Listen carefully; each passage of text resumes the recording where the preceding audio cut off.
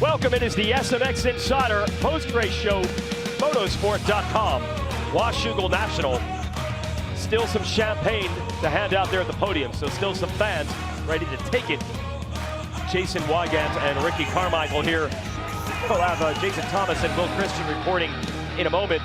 But this is so cool, we get to show this now on our post show. Yeah, it's this is what it's all about. After a hard day's work, enjoy the podium celebrations, spray some champagne on the fans, listen to the fans' reaction, and this is what pro motocross is all about. Core till the end. Oh yeah, getting rowdy down there. It's a rowdy crowd. Look at that. This guy's unbelievable. Building some content. Oh man. And building the fan base. Great for the sport. Great Yeah. for the sport. Say what you want about it, but sport needs someone like this. Sport needs someone to rattle it up, shake it up, show a lot of personality, and I think everyone can benefit from it too. Everyone can. Well, the autograph lines over his truck tells a lot of that story. It is jammed every week. Like, I've never seen autograph lines for a rider like that. Jump the fence. Yeah. Who knows your water I just drank, you know? Let's show you how he got it done today. These are the highlights. Motosport.com, Washougal National. Moto 1 of the 250 class. Tom Vial and Hayden Deegan battling it out. Yeah, I mean, we talked about it like a carbon copy, just reverse. Deegan had the inside on the second moto, but Vial, I mean, he was just putting it down this first moto right here, giving Deegs all that he wanted. And I talked about it in the keys of the race. Deegan needed to stay away from this type situation, and that's a simple mistake to make, and it happens to the best guys in the business still today at the top level. And just grab this foot peg or pop the bike into neutral, he goes down. He goes back around Ryder DiFrancesco, who passed him when he had gone down. Now we check in with Levi Kitchen, born and raised here at Washougal. Bad start. He's on the right in the yellow gear. The chef. Wonder if it was one of his friends had the kitchen going over there. I want to go say hey. That's right. He would only finish 12th. And this is the rider that won a week ago. Joe Shimoda on the 30 on a roll here. Well, riding well. Just needs that early race. He needs to be a little bit quicker. Sprint laps. Vial takes the win. Deegan tried to put in a charge there for a bit, but after the fall, there was not much he could do except wait for Moto 2, and it was on against them again. Need to, at home, watch that in slow-mo. I think there was heavy contact between Levi Kitchen and Deegan. Nevertheless, they were going for it. And uphill we go. Vial with the lead. Deegan second. Another good start to the 34. DiFrancesco, Chance Hymas down. Yeah, easy mistake to make right there. Track's a little bit loose, and as looked like when Chance started to accelerate to make the corner, the bike just over-rotated, and he goes down, and you can see him just, I'm sure he's grimacing underneath that helmet for sure and limping really bad. Bummer for him coming in with an injury. Shimoda takes the measure of Kitchen. Joe talked about it. He needed that early race intensity. It's what he needed to work on. Here's some intensity. Deegan going after Vial. This pass right here is so incredible, especially at a young age like Hayden Deegan. That pass right there is so hard to make and takes full commitment, especially when you're on the outside of a two-time world champ. And he poured it on from there and would extend it to a relatively easy second moto win. So many of the races this year have been huge battles. Not this time. It wasn't, and I just think about the adjustment. He talked about he made the bike change. Incredible comeback. Yeah, the changes he made, he said he had to do some between motos. Right. Obviously changed his results, as you can see here, flipping it with Vial to Moto 2 and wins the overall. I go back, look, a 6, 7 to an 8, three-way tie. That's wild. It is. That's more of the, as you say, typical 250 map, all over the place. Look at Kitchen, 4th, 12th. What the heck? Or 12th, 4th, excuse me. Show you how that affects the championship standings. Oh, I just do want to shout out Jet Reynolds getting his first career top 10, by the way, when you saw those overall results. As for the season standings, Deegan had a little more than one whole raceable lead coming in. That's stretched just a little bit now over Vial, who moved up from second in points. Kitchen, who was second, moved back to third. Now let's combine all the Supercross and Motocross points together, and that will create the SMX standings leading to the playoffs. Deegan stretching it back out on Kitchen. who had the rough day today. 6th overall. Vial, Shimoda, Hymas, Smith, Brown, Swole, DeFrancesco, and the rookie, Juju Boomer. Been quietly consistent this year, 10th in combined points. And that's the way they would start if the playoffs were to begin today. So let's get ready to break down what we saw at this motosport.com. Washougal National in the 250 division. Jason and Ricky here.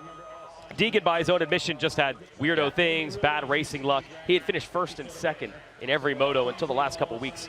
So is this just like he was due to just have a non-drama day? Is that really what it comes down to sometimes? I don't know if he was due for that, but outside of Deegan, I want to give major props to Tom Vial. I've been kind of hard on him on the podcast, and you know, I just, because I expect so much of him, I think he's an incredible talent, and he has the credentials to prove that. But what I saw from Tom Vial, I think he was the most impressive today compared to what we've seen all season long. So great job.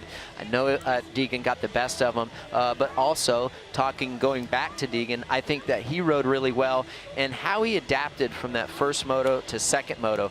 Made the adjustments, didn't override the bike. He said he was a bit more comfortable on that bike the second moto, and that it's just cool to see the growth, but both great performance. And that leads to this. Deegan going to celebrate on the podium with the American flag. That's right. Oh yeah, that'll get them fired up. And the other story, the 250 class didn't change. It's that every week, Deegan's good every week, and then every week you think you know who the guy that's going to challenge him is. It changes. It does. Levi Kitchen went from 1-1 to what, 14-4? Yeah. Or today, or 12-4? That's wild. Yeah, 12-4. You talk about a roller coaster, and didn't know that about Levi. He talked about he didn't rest himself enough this week, so that's interesting. And it was really hot today, so there you go. I definitely thought he was going to bring some more momentum coming in this weekend, you know, after an incredible win at Millville. But hated to see what happened to him early on. He got a horrible start that first race, but he kind of redeemed himself that second moto. We talked about it a lot today. This track is really, really start dependent. More than others because the track race is so narrow, and he just put himself behind the 8 ball right from the get-go. Yeah, and next year he might really have the phone on Do Not Disturb. Maybe too much social hangouts, and he was tired before the race day even began today. These are the 450 highlights from the motosport.com Washougal National Super Motocross. Aaron Plessinger, the motosport.com hole shot Moto 1. How about that? Captain America, I mean a command hole shot. Wasn't even no one in his zip code right there. But I love this pass by Jason Anderson. I think when I think of the 450 classes today, the 2 races, I think of just how much intensity that Jason Anderson brought early on, and it really it made him perform the way that he did today. Yeah. Chase Sexton down early. Would drop as low as 7th in this moto. It's the man who had a win streak coming into today's racing. He's starting to move back up. Hunter Lawrence, got to get going. Yeah, he made a good pass, so you just have to wonder, did Hunter feel the pressure from Chase Sexton maybe out of this peripheral view? See Chase coming, you want guys in between you, that gives you an opportunity to pull away, but man, I tell you what, the number 4, Chase Sexton, made quick work of Justin Cooper getting by, not giving Hunter Lawrence the opportunity to get away, but then Hunter just making an error, a forced error by himself, leans the bike over, really nothing to lean on. That's a slippery corner right there, and just he goes down, and that's going to give away any hopes of beating Sexton. And then Plessinger's hopes of beating Sexton. Oh, he stalled it while leading. Well, it was great drama for us, and I hated to see that for AP stalling the bike, because I do feel like he had a legit shot of maybe holding off Chase, but at the end of the day, when I really think about it, I don't think anyone was going to beat the number 4. Well, no one has been able to do that lately, to your point. And the only thing that he messed up was he didn't see the checkered flag when it first came out. He actually did an extra lap. He's so fit, it doesn't matter. We go to Moto 2. Plessinger, a good start again, but he's going to get squeezed out. It is Hunter Lawrence and Justin Cooper battling.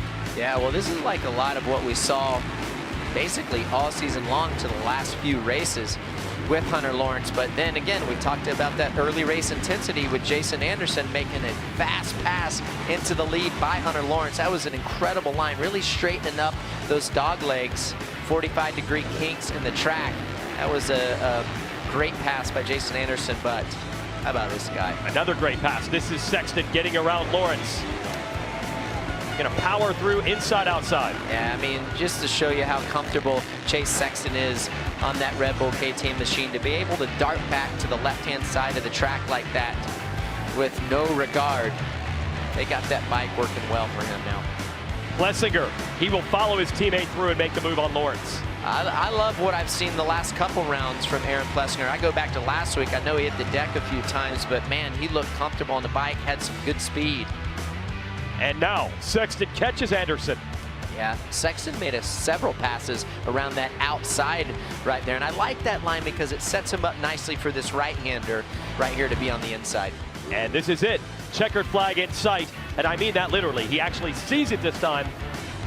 And that is 7 straight moto wins and 3 straight 1-1 overalls for the 24-year-old from Illinois. Anderson finally gets a podium in motocross. He'd come close over and over all summer long. He's 3rd, and Plessinger is 2nd. As you look at the results here, Hunter Lawrence ends up 4th. That is the first 450 Pro Motocross race without a factory Honda on the podium since the start of the 2022 season. Almost 3 whole years. That was an incredible run by Honda. I'm sure they'll be back.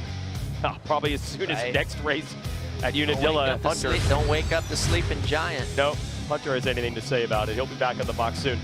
And the points, that's the big damage. Hunter, I think, a 5-4 today, and suddenly now 28 points behind Sexton. That was a big points day for Chase Sexton right here, especially going into a 2-week break. But I like that battle between 3rd and 4th with Justin Cooper and Aaron Plessinger. 76, 79 points separating them. Top 3 is something definitely to be happy about, especially could you imagine Cooper getting top 3 as a rookie. Yes, he crashed in Moto2. That hurt him a little bit. I think he got back to 7th, but it cost him the overall podium. So SMX combined points. Jet Lawrence still 2nd, but now Anderson, Lawrence, Cooper, a lot of others have him in sight as we set the scene for the playoffs coming up in September. We always have this traditional break, RC, after Washougal. A lot of the industry goes to the Monster Energy Amateur National at Loretta Lynn's. That's right. There's a lot of riders this year. That is coming right in the nick of time. I don't remember a race where I saw so many riders, especially that second 250 moto.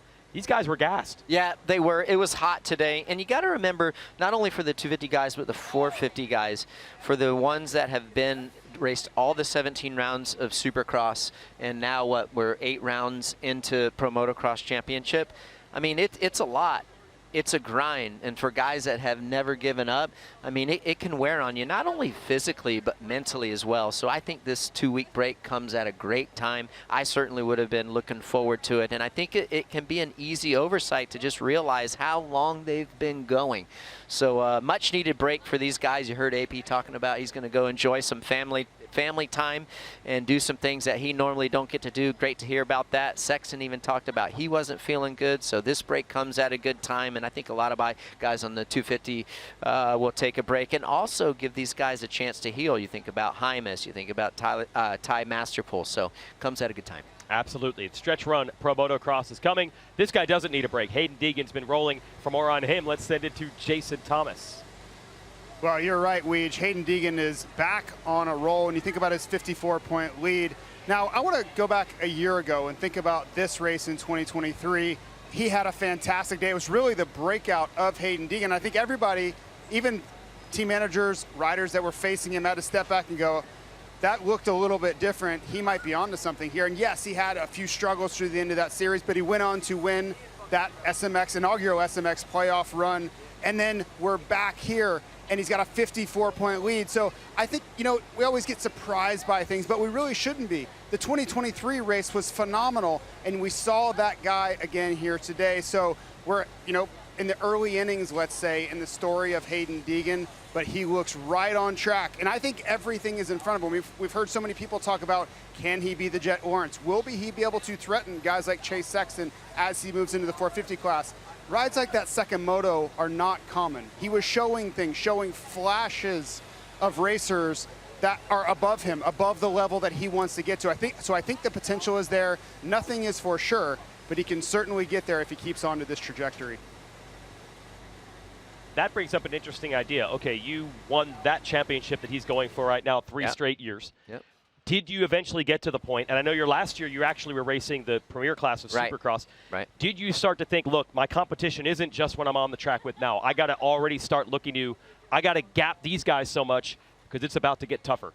Yeah, I never thought about gapping the guys that I was currently racing with because I already knew what I was going. I wasn't worried about the guys that I was racing. But I will tell you this, where I feel like I made the mistake in my career. I don't know, I don't regret it. I think it helped me to become the Supercross rider that I was. But that first year, 1999, I took a big leap, and I expected too much out of myself and really was overconfident, and it bit me, and it took me 2 years to recover from that. So I think if you're Hayden Deegan, I think you just, you got time on your side, you're still young, why rush? And I think if he doesn't rush into it too fast but can dabble in the 450 stuff when he wants to, I think that would be something to consider, the route that you consider. That's what I wish I could have done.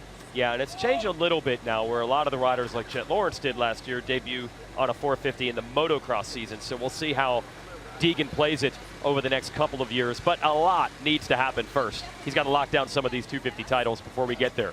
Now we go back to this replay. Look at the left side. Chance Hymas coming in with a foot injury on the right side. That's the worst case scenario. He goes down early in Moto 2. See how gingerly he's standing. He somehow gritted it out to score points in that moto. Let's send it to Will. Thank you, Jason. Ricky, unbelievable chance. You obviously just got a chance to see that footage there. To watch you in Moto 1 go ahead and get an 8, that was impressive. But then we see that whilst you're carrying that injury, whilst you're trying to recover, at one point you weren't even going to potentially head out for Moto 2, and then you go and salvage a 12th. I mean, just tell me, how did you get that done? I honestly don't know. I dug really deep today, and a big thank you to Doc G for tipping me up and working on me all day and doing everything he could to get me out there. And yeah, after first practice, I wasn't even sure if I was going to be racing today. I was in so much pain. So yeah, I was happy I could go salvage some points, and I even did a little bit better than I thought I was going to do. So yeah, adrenaline is quite the drug. So yeah, but yeah, big thanks to Doc G, and salvage some points, and now got a few weeks to rest. That's right, you get 2 weekends off now. Now, talking of Doc G, we know that he's going to be taking care of you within that break as well. Do you know what the plan is yet of care here to get you back up and going? Not exactly, but I know I'm in great hands with him. So yeah, looking forward to Unadilla with a couple weeks off, and hopefully I'm healthy by then. Impressive performance today, Chance. Thanks so much for talking to us. I know you're ready to probably go lay down and get some rest. Yeah, just incredible, impressive all round. Thank you. Yeah, thank you guys. And thanks to Chance for hanging out after the race to give us that interview there. Incredible effort, and it might not seem like it at the time, but that effort today, I think, will serve him well come SMX playoff times. Now, with those 2 weeks off, Hymas has a chance to heal up. Yep. We're also hoping a couple riders who we have not seen in a long time, probably starting with Cooper Webb, coming back from the thumb injury. He's been riding a bit. Maybe we at least get him back at Unadilla. Yeah, I hope him, and of course right there is the post. There you go. Microsoft canceled my flight. Guess Dilla it is. He better not be playing with our emotions, is all I got to say. Especially with Ken Roxon. Ken was thinking, look at, there he goes. Now, I will say this. I know that this man right here loves him some Unadilla. Yes. So if there was a race that he probably wanted to come back to, this would be a great starter for him to unleash himself. So y'all better not be playing with all of our emotions, all I guess. I know. Then hopefully we get Jet Lawrence back for the playoffs. Yes. Maybe Eli Tomac as well. Here's the Parts Unlimited upcoming schedule. Unadilla, that is August 10th. After 2 weekends off from pro racing, we'll have the coverage on Peacock. Race Day Live presented by motosport.com at 10 a.m. And the racing begins at 1 o'clock. The legendary facility in upstate New York. So we're going to wrap it up here from Washougal. Yeah, Chase Sexton, the one thing we had seen, the one thing we talked about was that Hunter Lawrence was doing all he could to try to keep it close, to try to keep the pressure on. This was really the first time that there's been a little crack there for Hunter. Yeah, it has. I wish I knew exactly what was going on with Hunter. I don't feel like he's been the same since he took that really hard crash at Redbud in that first moto. So maybe there's something lingering there that they really don't want to disclose. But nevertheless, it's still anything can happen That's the crazy thing about it. I never would have thought that Jet would have hurt himself. I didn't. Did you think when Eli Tomac fell in the corner? No, he raced that night. Right. Yeah. You think that he would be in the position that he's at? No, I don't. So that's why I'm just like, you can't hold your breath. That's for sure. So it'll be exciting to see what happens. A few races left, but I'm really looking forward to the SMX playoffs. And I want to see how the teams and the riders react to strategy. Now that they have a series underneath themselves, I think it's going to be interesting to see what their strategy is and how they react to the tracks with the hybrid track. A lot to be thankful for there, and we talk about it all the time with the progressive scoring and how the points double and triple. It's going to be a lot of fun. Well, they were so confused last year when we got to that first race at Charlotte, and the idea is to confuse them again, to make it as difficult on them to adapt to those hybrid type tracks you're talking about. Those are our thoughts from Washougal. Let's send it back to Jason Thomas one more time. JT? Well, I love that you guys are talking about that, because that's exactly where my thoughts are as we go into this break.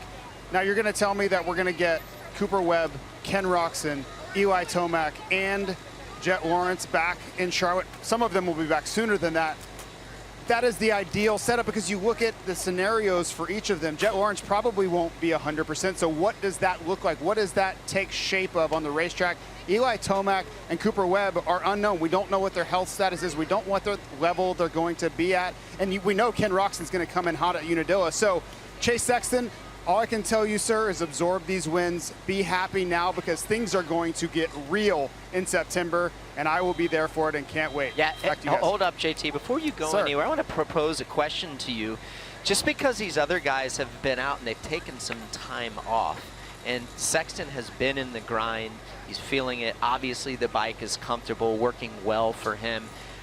Is there any sense that you feel that maybe Chase has an advantage going into the SMX playoffs just because of that, and he's going to be fresh, and he's going to have that race muscle memory?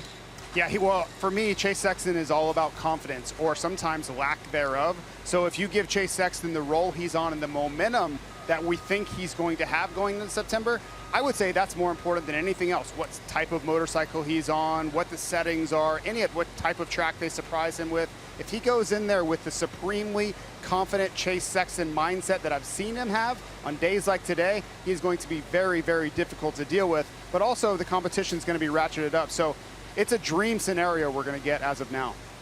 And without the invention of the SMX format, we wouldn't have any of it. You would not see any of those guys coming back late in the year. This is a big bonus, an exclamation point, if you will, at the end of the 2024 campaign. Let's see what Will has to wrap up the day of Washougal. Will? Well, it's the hottest part of the day right now. I think it's about 93, 94 degrees out. And honestly, I just want to give big props to all the guys out on track today in both 450s and 250s. We saw guys with injuries battle through this. It was a tough track to pass. We saw passes made when technically we shouldn't have seen them happen.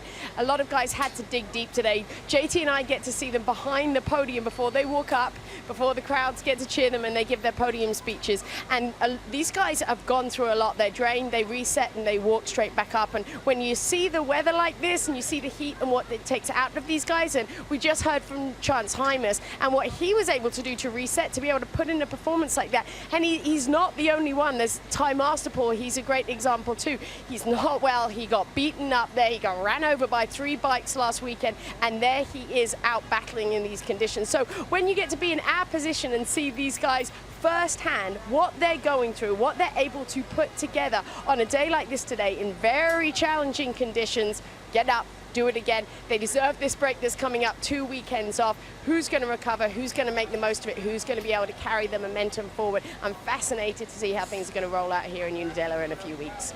And Will, let's not forget, a lot of the people are coming in here without the normal amount of sleep because of all the travel problems throughout the country. Thursday night through Friday morning. That included you, Will. Will actually texted me as I was going to bed last night, and she had not even gotten on the plane yet. Yeah, when you text us, yeah. I'm like, oh, she's just leaving right now. That's okay. 2 hours is all that's needed. 2 hours I told you at like 10 in the morning you should have just drove up here. You never want to listen. But Ricky, I'm feeling that way, and I'm like, like, okay, I need a coffee halfway through the day, and these guys are going to go out and put 2 motos together back to back in like 90 degrees. I mean, just to see it happen in front of you, like you said, Widge, with those extra challenges of yesterday. I mean, it's just, you know, the reasons to not be able to perform keep on coming, and yet they keep surpassing our expectations. It's incredible. I think the best thing about that, thank you, Will, and I'm glad you were able to make it today, and some of the energy to make it happen, was that all those travel problems yesterday will not end up defining the Washougal National. I think a lot of people were worried, are all the riders going to make it? For the most part, they did. I think there were a couple of privateers that didn't make it. Maybe 4 riders, I think, that were entered, ended up not making it. But it looked like 40-some riders weren't going to make it by about noon yesterday. So it's not defined by that. It is defined by Chase Sexton and Hayden Deegan taking the wins. And now everybody gets some time away from the airports for 2 weeks. That's right. And before you know it, like we've been talking about, SMX playoffs are going to be here before you know it. I'm done until then. I'm going to be watching you and Stu make it happen. And of course, JT and Will when she's here. So, yeah, always a pleasure to come call these races with you guys and to watch these incredible racers just display their talents. Yeah, I've been here in 18 years. I've been crazy. In 18 years. That's wild. We had the flyover. We had a huge crowd. We had great racing. In the end, Hayden Deegan overpowering the field, showing them in the 250 division. And Chase Sexton doing the same in the 450s, just like he's done at the previous races coming into this. For Ricky Carmichael, Will Christian, and Jason Thomas, I'm Jason Wygant. Thanks for watching Motocross from Washougal.